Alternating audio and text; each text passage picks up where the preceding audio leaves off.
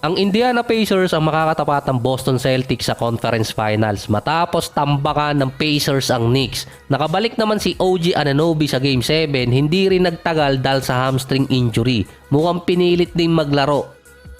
5 minutes lang ang tinagal ni OG sa game. Si Josh Hart naman after magkaroon ng injury ng Game 6, nakabalik sa Game 7, ayun babad ulit. Si Jalen Bronson natapos ang playoff run niya, nagkaroon pa ng injury sa kamay. Hindi rin niya natapos yung Game 7.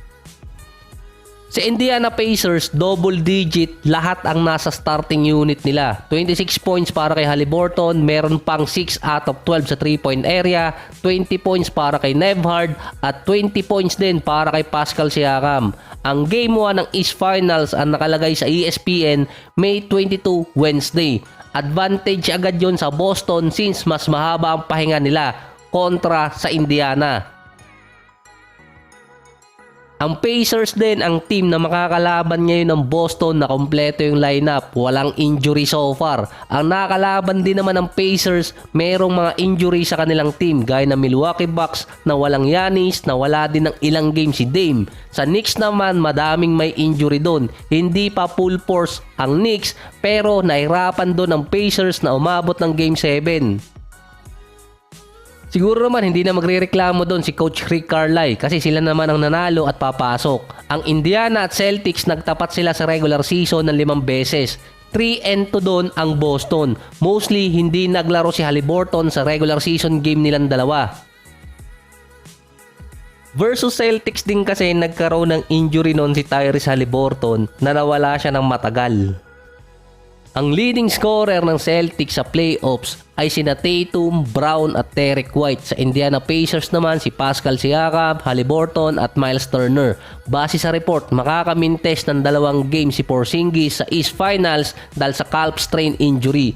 Base sa report ni Woj, kapag hindi nagkaroon ng setback, makakabalik si Porzingis by mid-series.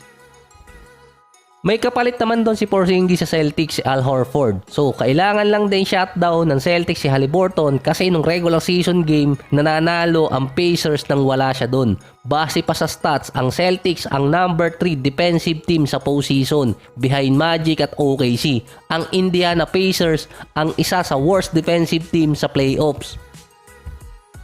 Nalilimit ng Celtics sa 6 points per game ang kalaban sa second chance points. 9 points naman kapag fast break. Ang Indiana Pacers nabibigyan nila ng 15 points sa second chance points yung kalaban. Pero nalilimitahan naman nila sa 10 points sa fast break.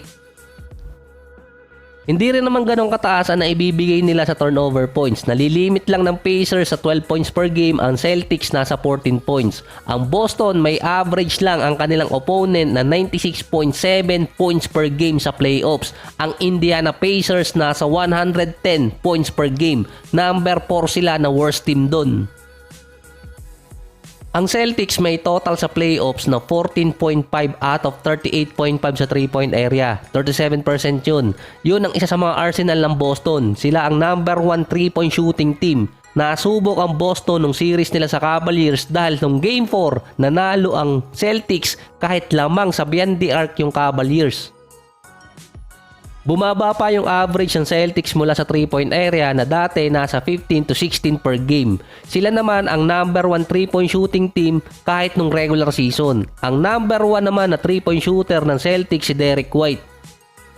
Ang Pacers naman 13 out of 35 mula sa 3-point area na 37%.